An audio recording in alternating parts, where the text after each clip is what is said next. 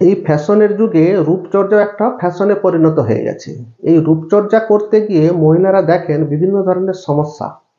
সেই সমস্যার মধ্যে একটা কঠিন সমস্যা হচ্ছে আনওয়ান্টেড হেয়ার গ্রোথ, যেটাকে আমরা ইংরেজিতে বলি হেয়ার সিটিজম।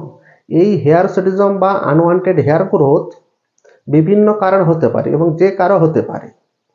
কারণ হিসাবে দেখা গেছে যে পিকস, polycystic ovarian syndrome, Cushing syndrome, adrenal hypoplasia এবং বিভিন্ন ওষুধের সাইড এফেক্ট। আজকে আলোচনা করব এই সমস্যার কিভাবে বাড়িতে সমাধান করা যায়। পলিসিস্টিক ওভারিয়ান সিনড্রোম মানে হচ্ছে মহিলাদের গর্ভাশয়ের মধ্যে কিছু হরমোনের বাড়া কমার ফলে এই পিকস রোগ হয়ে থাকে।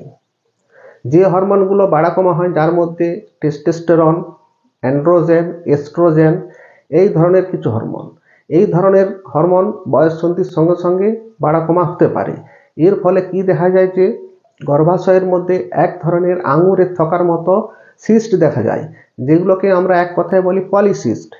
কোচিং সিনড্রোম মানে হচ্ছে আমাদের শরীরে যে কর্টিসল হরমোন আছে, সেই কর্টিসল হরমোনের বাড়া কমা হলে এই কোচিং সিনড্রোম হতে পারে।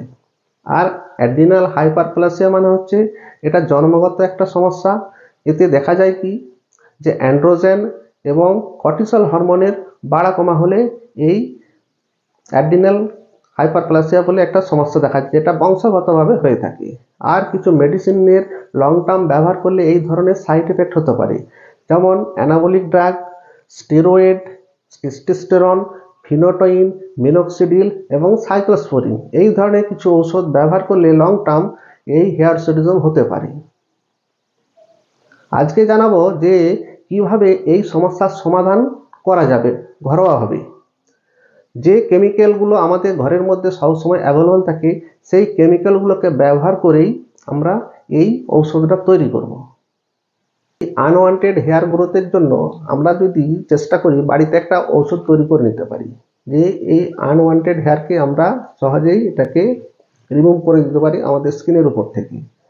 যদি আমরা বাড়িতে এই ধরনের একটা মেডিসিন তৈরি করি, সেই মেডিসিন তৈরি করতে গেলে কি কি লাগবে, যে উপাদানগুলো লাগবে তার মধ্যে কি, যে লেমন জুস, আমাদের বাড়িতে একটা গোটা কাগজি লেবু নিতে হবে, তার সম্পূর্ণ রসটা বের করে নিতে হবে। আর অন্যথায় কি নিতে হবে, সাইট্রিক অ্যাসিড, কত পরিমাণ, 5 to 10 ml। কারণ লেবুর রসের মধ্যে কি থাকে, সাইট্রিক অ্যাসিড আছে। আমরা লেবুও নিতে পারি কিংবা আমরা আলাদাভাবে সাইট্রিক অ্যাসিডও ব্যবহার করতে পারি। আর কি, বেকিং সোডা, যেটাকে আমরা খাবার সোডা বলি, যেটা হচ্ছে সোডিয়াম বাইকার্বনেট, কতটা পরিমাণ নিতে হবে, 30 থেকে 45 গ্রাম। আর কি নিতে হবে, রাইস ফ্লোর, চালের গুঁড়ো। আমাদের বাড়িতে সাধারণত চালের গুঁড়ো অ্যাভেলেবল থাকে, সেইখান থেকে আমরা কতটা পরিমাণ নেবো, যে 30 থেকে 45 গ্রাম। আর কি নেবো, হট ওয়াটার, 1 কাপ গরম জল নেবো। আর কি, টিস্যু পেপার। এই কাজটা করার জন্য কিছু সংখ্যায় আমরা টিস্যু পেপার ম্যানেজ করে রাখবো।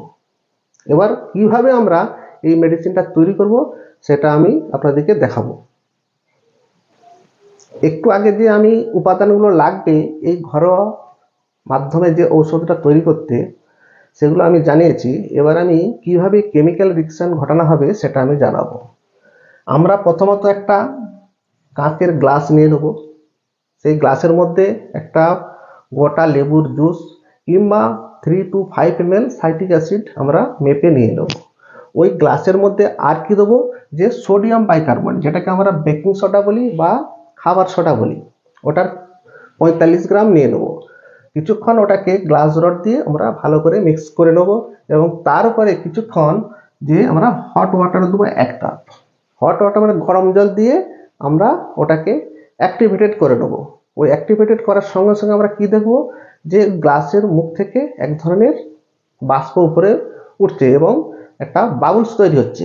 কিছুক্ষণ চলার পর দেখা যাবে ওই কার্বন ডাইঅক্সাইডটা হচ্ছে বাবুলস, ওই কার্বন ডাইঅক্সাইডটা বাতাসে উড়ে যাবে এবং নিচে রয়ে যাবে কি, একটা জলীয় তরল পদার্থ। সেই তরল পদার্থটা কি, যে ট্রাইসোডিয়াম সাইট্রেট। এই ট্রাইসোডিয়াম সাইট্রেটটাকে আমরা ব্যবহার করব আমাদের রেমেডি হিসাবে। এই ট্রাইসোডিয়াম সাইট্রেটটা লিকুইডের ফর্মে আছে, এটাকে আমাদের পেস্টে আনতে হবে। তার জন্য আমরা কি দেবো, রাইস ফ্লোর 45 গ্রাম চালগুলো দিয়ে দেবো ওই ট্রাইসোডিয়াম সাইট্রেট সলিউশনের সঙ্গে, দিয়ে আমরা ভালো করে মিক্স করে নেব এবং একটা পেস্টে পরিণত হয়েছে। ওই পেস্টটাকে আমরা ব্যবহার করব ওই আনওয়ান্টেড হেয়ার রিমুভের জন্য। আমরা মেন উপাদান হিসাবে কি করেছি, সাইট্রিক অ্যাসিড, লেমন জুস। তার কাজ কি, ব্রেকডাউন হেয়ার ফলিকল, হেয়ার ফলিকলকে ব্রেকডাউন বা নষ্ট করে দেবে। Help to remove dead cell of skin, স্কিনের উপরে যে মৃত সেলগুলো থাকে সেগুলোকে তুলে দেবে। আর কি, সোডিয়াম বাইকার্বনেট বা বেকিং সোডা, এর কাজ কি, নিউট্রালাইজ পিএইচ অফ স্কিন, স্কিনের উপরে যে অ্যাসিড বেস ব্যালেন্সটা সেটাকে ঠিক করবে।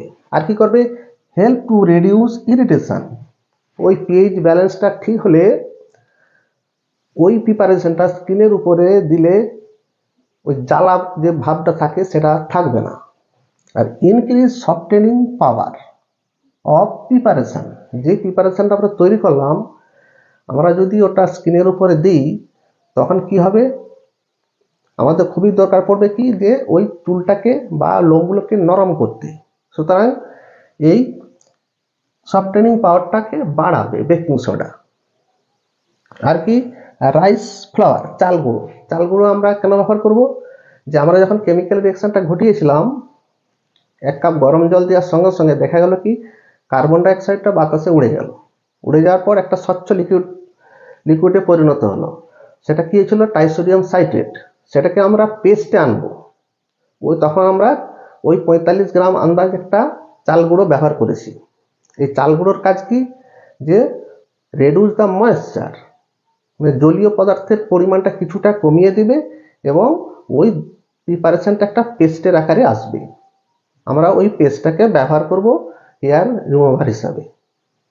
এবারে জানাবো যে অ্যাপ্লিকেশন অফ প্রিপারেশন, আমরা যে প্রিপারেশনটা এতদিন ধরে তৈরি করলাম আমরা কিভাবে ব্যবহার করব। এই ব্যবহার করার আগে আমাদেরকে ম্যানেজ করে নিতে হবে কি, কিছু টিস্যু পেপার। এই টিস্যু পেপারকে ব্যবহার করতে হবে যে অংশে আমাদের আনওয়ান্টেড হেয়ার আছে তার উপরে ভালোভাবে পেস্টিং করে দিতে হবে। দিয়ে আমরা কতক্ষণ অপেক্ষা করব, 30 থেকে 45 মিনিট। 45 মিনিট পর আরেকটা টিস্যু পেপার নিয়ে আমরা প্রেসার দিয়ে ওই পেস্টটাকে তুলে দেবো স্কিনের উপর থেকে। তখন আমরা কি দেখব, যে পেস্টের সঙ্গে যে আনওয়ান্টেড হেয়ার ছিল, অবাঞ্ছিত লোম, সেগুলো উঠে যাচ্ছে। এইভাবে আমরা ব্যবহার করব এবং এটা সম্পূর্ণ নিরাপদ, স্কিনের কোনো ক্ষতি হবে না। ঘরোয়া উপায়ে কিভাবে এই আনওয়ান্টেড হেয়ারকে আমরা সরিয়ে ফেলবো বা অবাঞ্ছিত লোমগুলোকে শরীর থেকে, তার জন্য ঘরোয়া উপায়ে যে মেডিসিনটা আমরা ব্যবহার করব সেই মেডিসিনটা কিভাবে তৈরি করতে হয়, যা মেডিসিনটা তৈরির সময় যে উপাদানগুলো ব্যবহার করছি তার কাজ কি, যেটা ক্ষতিকারক কিনা, সেই সম্পর্কে আমি বিস্তারিত আলোচনা করেছি ছোট্ট ভিডিওর মাধ্যমে। যদি এই ভিডিওটা আপনাদের ভালো লাগে তাহলে একটা লাইক করে দিবেন এবং যারা এই চ্যানেলে প্রথম তাদের কাছে আমার অনুরোধ তারা এই চ্যানেলকে একটা ফলো এবং সাবস্ক্রাইব করে রাখবেন।